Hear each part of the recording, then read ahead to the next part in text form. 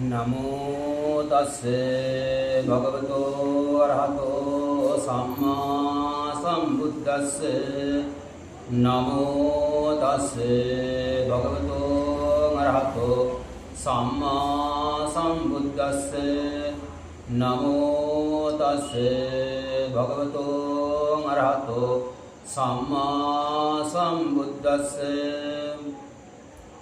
ये पुंगला आठ शतं पसंता चत्तारिङेतानि युगानि हन्ति एदाङ्घिनेया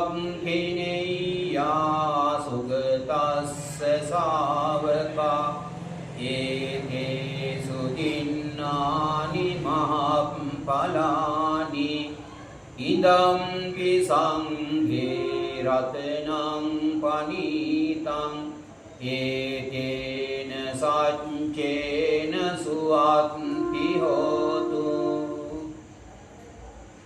श्रद्धावान उपासक उपासिकाएं दैनिक रूप से विहार स्थान में शाम को पूजा वंदना होते हैं। आप लोग श्रद्धा गौरव पूर्वक विहार स्थान में एकत्रित होकर इस पुण्य कर्मों में हिस्सा लेकर पुण्य एकत्रित करते हैं, आशीर्वाद प्राप्त करते हैं और धर्म श्रवण करके धर्म ज्ञान पाने के लिए प्रयत्न करते हैं।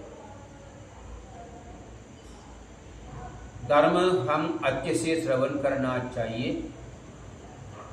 धम्मो हवे रक्षति धम्मचारी, जो धर्म श्रवण करके धर्म का अनुसरण करते हैं उसी व्यक्ति को धर्म द्वारा ही सुरक्षित कर देता है, कोई आपत्ति नहीं आता। इसलिए हमें अपने जीवन को देखना है। अपने जीवन को परेशानियां ज़्यादा आता है तो समझना चाहिए हम धर्म से दूर हैं।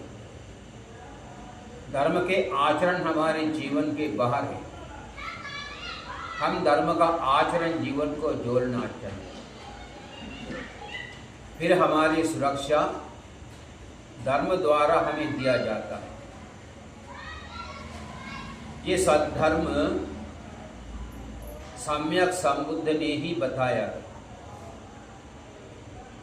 रत्न सूत्र के अनुसार एक एक गाथा के धर्म हम संक्षिप्त रूप से बताए थे। आज भी एक गाथा आपके सामने रखा है। ये पुंगला आठ शतं पसंता चत्तारिङेतानि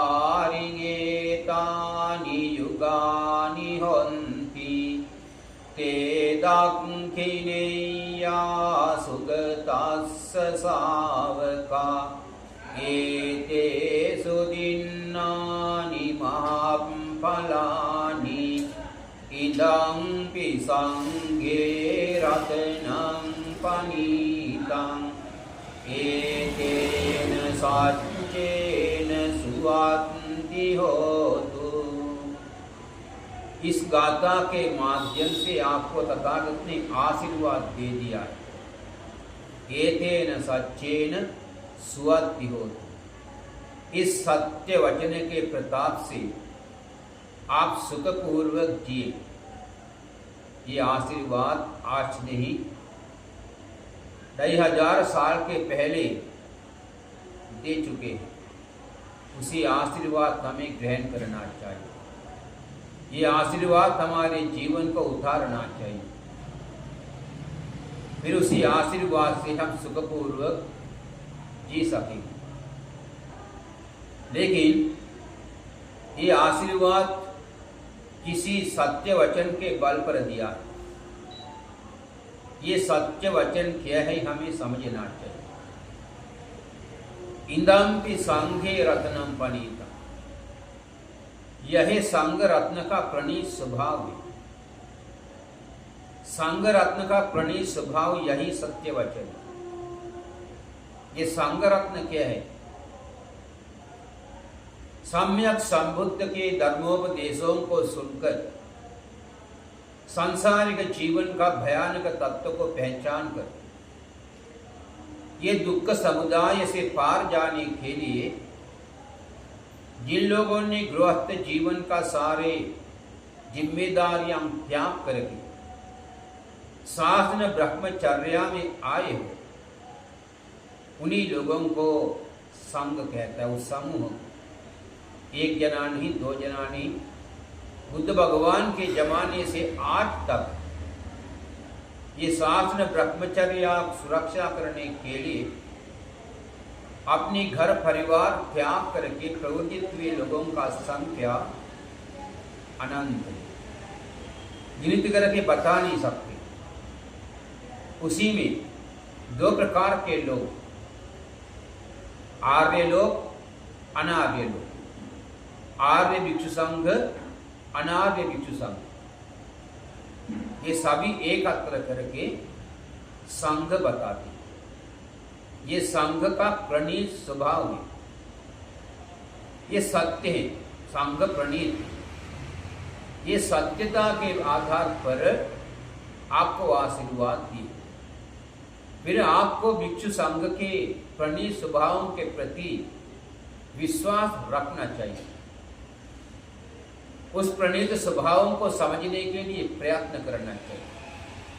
भिक्षु संघ के अंदर से ये सच्चाई आप देखें, तभी आप उसे स्वीकार कर सकता है, उस पर विश्वास कर सकता है। इसलिए हम देखना चाहिए इसी गाथा के माध्यम से ये संघ का प्रणीत स्वभाव क्या है। ये पुग्गला 8 शतन 75, इसी में दो प्रकार के अर्थ होता है। ये पुग्गला 8 शतन 75 सत्पुरुष जनों द्वारा प्रशंसा किए हुए जो 8 प्रकार के भिक्षु होता है, व्यक्ति होता है, ये एक अर्थ है। दूसरे अर्थ होता है प्रशस्त किए हुए 108 आर्य लोग। ये आर्य भिक्षु संघ 108 प्रकार से भी गिनती करते जाते हैं और 8 प्रकार के भी गिनती किया जाता है। ये प्रशस्त मनी प्रशंसा किया हुआ है सज्जनों द्वारा। सज्जन कहा तो सच्ची प्रकार से धर्म का ज्ञान प्राप्त करके सच्ची मार्ग पर चलते हुए काय से, वाणी से, मन से पापों को बाहर किया हुआ लोग, उन्हीं को सज्जन कहते। ये सज्जन लोग ही भिक्षु संघ को प्रशंसा करता। ये भिक्षु संघ निर्माण करने के लिए बुद्ध भगवान ने पहला तिसरण नहीं दिया था। जो व्यक्ति बुद्धं शरणं गच्छामि, धम्मं शरणं गच्छामि, संघं शरणं गच्छामि, ये तिसरण शरण गया तो उसको प्रवृत्त हो जाता।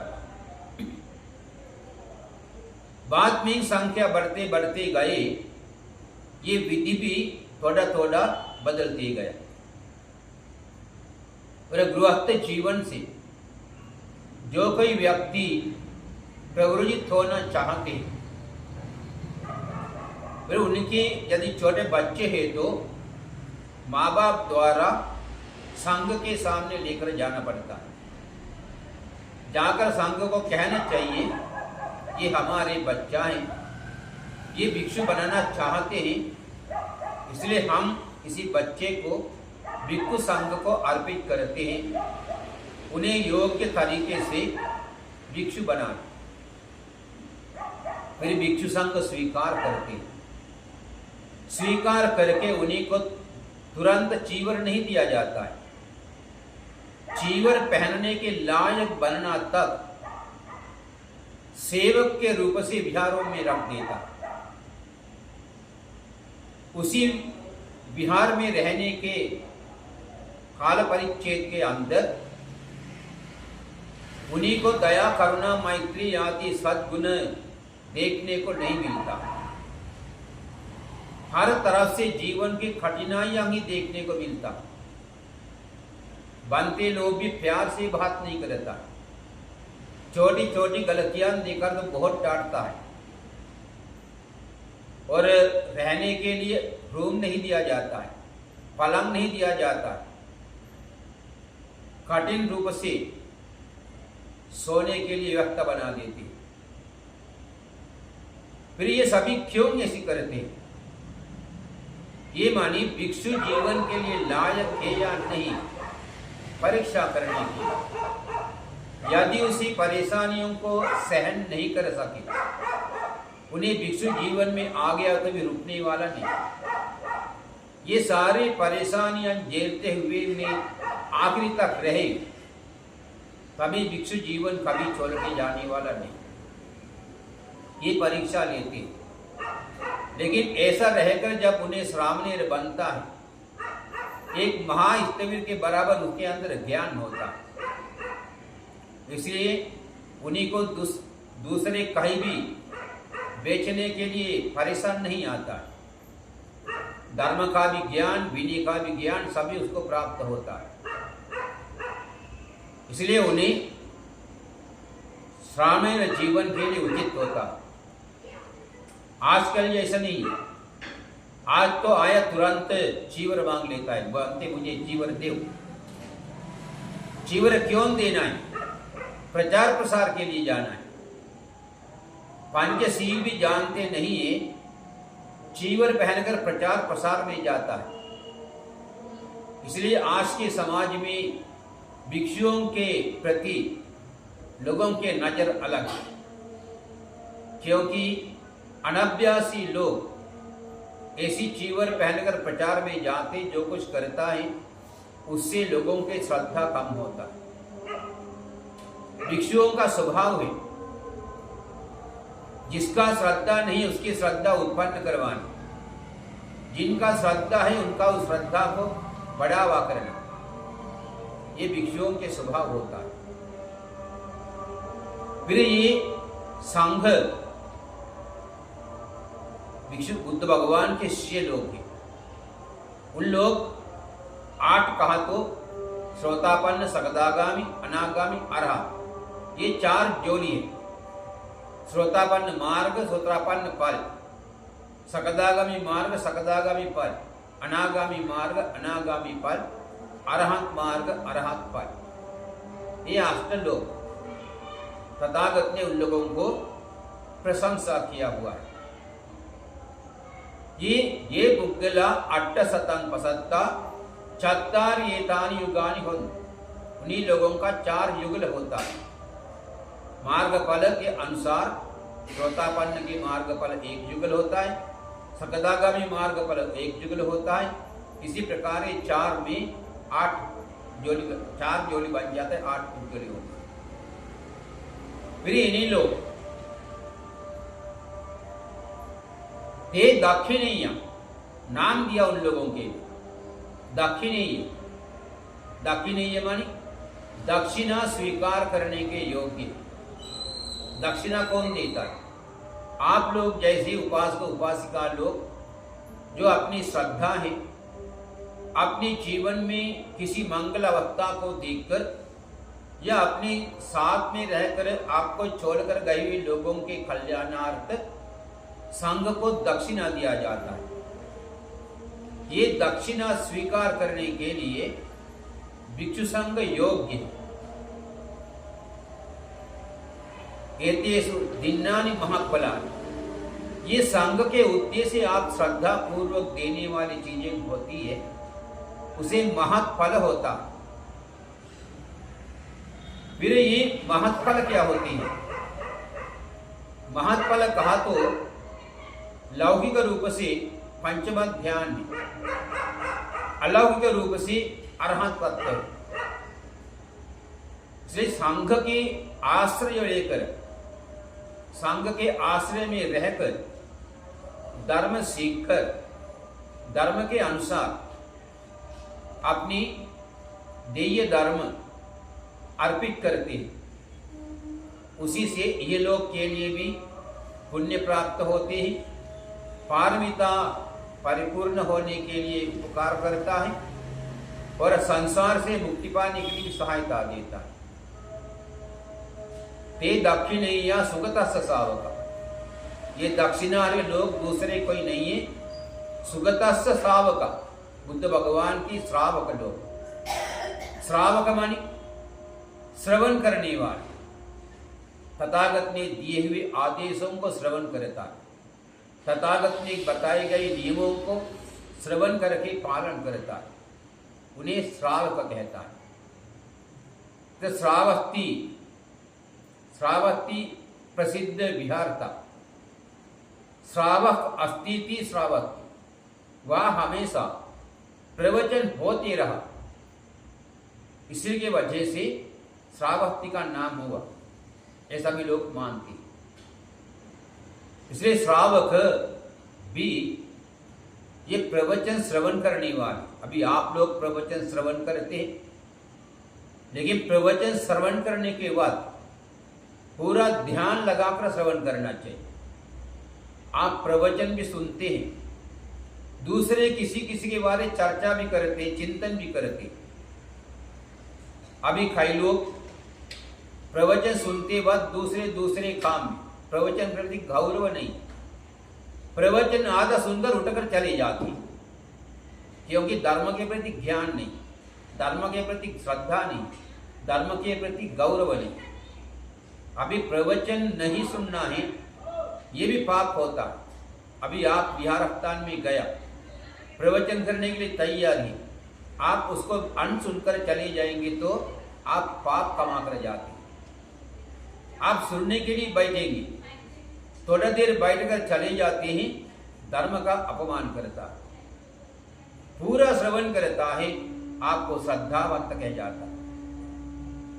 इसलिए हम समझना चाहिए, धर्म का भी कुछ रीति रिवाज होती है, उसे हम अच्छी तरह समझना चाहिए। नहीं समझ गया तो अपने से अकुशल होता।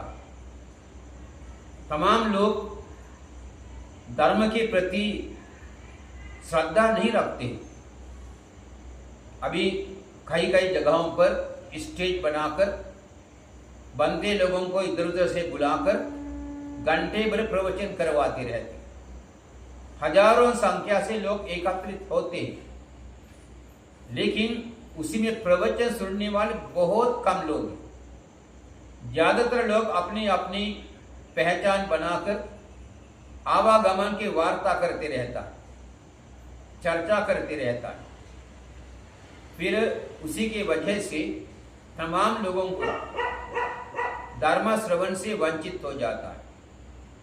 आप धर्म श्रवण नहीं करता, ये आपका कर्म है, लेकिन आपने दूसरों के भी धर्म श्रवण करने से वंचित करवाता है, ये आपका पाप कर्म है। इसलिए आपको प्रवचन नहीं सुनना है, ये आप चुपचाप से आपको चले जा सकते हैं। आप दूसरों को भी बुलाकर चलो चलो करके उनका भी धर्म श्रवण करने की वक्त बिगाड़ देता है, श्रवण करने नहीं देता है, आप बड़ा पाप करता है। ये धर्म का अपमान करना, दूसरों को धर्म से वंचित करवाना। अगले क्या होता है, जहां भी जन्म लेगा उनका बुद्धि भ्रष्ट होता है, मंद बुद्धि होकर जन्म लेता है। देखता ना समाज में कई जगहों पर मंद बुद्धि के लोग, ये इसी प्रकार धर्म को अपमान किया हुआ, नहीं तो लिखाई पढ़ाई करने वाले लोगों को तकलीफ दिया हुआ लोग। इसलिए हमें ये बुद्ध भगवान के आर्य अष्टांगिक संघ, महासंघ, अभी आज के मार्ग पर लाभी बनते लोग कहीं हे करके सुनता है। दुनिया मार्ग पर लाभी से खाली नहीं होती, कहीं न कहीं मिलता है, लेकिन ज्यादातर आज कल्याण पृथग्जन लोग ही मिलते। कल्याण पृथग्जन लोग भी आप आपके सामने बिठाकर आर्य महासंघ के उद्देश्य उनके प्रति आपके देय धर्म अर्पित करते हैं, आपको उसमें परिपूर्ण फल प्राप्त हो जाता है। संघ को देने वाले दान का सफलता अनंत काल तक आपके पीछे पीछे आकर आपको शुभ फल दिला देता है। तथागत ने कहा, घनभार वस्तु है, महामेरु पर्वत, ये पृथ्वी, समुद्र, ये सभी कुछ समय के बाद नष्ट हो जाता है, लेकिन संघ के उद्देश्य से दिए हुए दानों का सफलता नष्ट नहीं होता। ये आपको बहुत सारे संपत्तियां दिला सकते हैं, आपके रूप सुंदर कर सकता है, आपके आवाज मधुर कर सकता है, और आपको कल्याण मित्रों के आश्रय दिला सकता है, आपका सुरक्षा बना दे सकता है, उपभोग संपत्ति भवभोग संपत्ति प्राप्त कर सकता है, समाज में नेतृत्व धारण कर सकता है। ये सब बहुत सारे सफलताएं ये संघ को देने वाले दानों के फल के रूप से प्राप्त होता है। आयु, वर्ण, सुख, बल, प्रज्ञा, ये पंच संपत्ति भी प्राप्त हो जाता है। इसलिए आप संघ के प्रति गलत नहीं सोचना चाहिए। आज के तमाम लोग संघ के प्रति गलत ही सोचता है। संघ कहा तो गौरव से नहीं देखता है, लेकिन समाज में गलत करने वाले बहुत सारे रहते हैं, लेकिन समाज के सबको संघ नहीं गलत नहीं ठहराते। उसी प्रकार कोई कोई व्यक्ति बुद्ध भगवान के जमाने में हुआ, लाभ सत्कार के वजह से चीवर पहनकर कुछ न कुछ गलतियां कर सकते हैं। उसी को देकर पूरे संघ को नाम रखना उचित नहीं है, ये आपके मूर्खता। इसलिए आप समझना चाहिए, जिन व्यक्ति ने गलती किया उन्हीं के बारे में बात करें, उन्हीं को नाम रखें, उन्हीं को देकर पूरे संघ को बदनाम न करें। ये बौद्ध श्रद्धालु उपासक उपासिकाओं का कर्तव्य है। आज के जो भिक्षु संघ हैं उन्हें आर्य संघ नहीं, कल्याण पृथग्जन है। आपके अंदर जैसे चेतनाएं निर्माण होती, वैसे ही भिक्षु संघ के अंदर भी चेतना निर्माण हो जाती है, लेकिन उन्हें समझ लेता मैं साधन ब्रह्मचर्य में आया हूं, ये चेतनाओं को कंट्रोल करना चाहिए, कोशिश करता है। कभी कभी कंट्रोल से बाहर गया तो कुछ गलतियां हो सकती, क्योंकि पृथग्जन है, लेकिन उसे देखकर सारे संघ को अपमान नहीं करना चाहिए। उसी बंदे को समझा देना चाहिए, बंदे आप चीवर धारण किए हुए, इसके गरिमा सुरक्षा करना चाहिए, ऐसी बताकर ये गलती हमने देखा है, दूसरों भी देखा तो अच्छा नहीं है, ऐसा गलती आइंदा न करे, ऐसी बता देना चाहिए। लेकिन हम लोग क्या करते हैं, गलती जिसका हो उसको नहीं बताता है, पूरे गांव को, पूरे शहर को, पूरे देश में उसी गलती फैलाने के लिए प्रयत्न करता है, मीडिया को भी दे देता है। ये गलत है, ऐसा नहीं करना चाहिए। हमारी गलती है तो हमको बताया तो हम सुधार सकते हैं। आप मीडिया को बताते कि दुनिया में फैला देंगे, हम नहीं सुधर सकते, फिर हमारे अंदर क्रोध उत्पन्न हो सकता है। फिर जिन व्यक्ति ने ऐसे किया कि उसको ढूंढ के उसको नष्ट करने की चेतना निर्माण हो सकता है।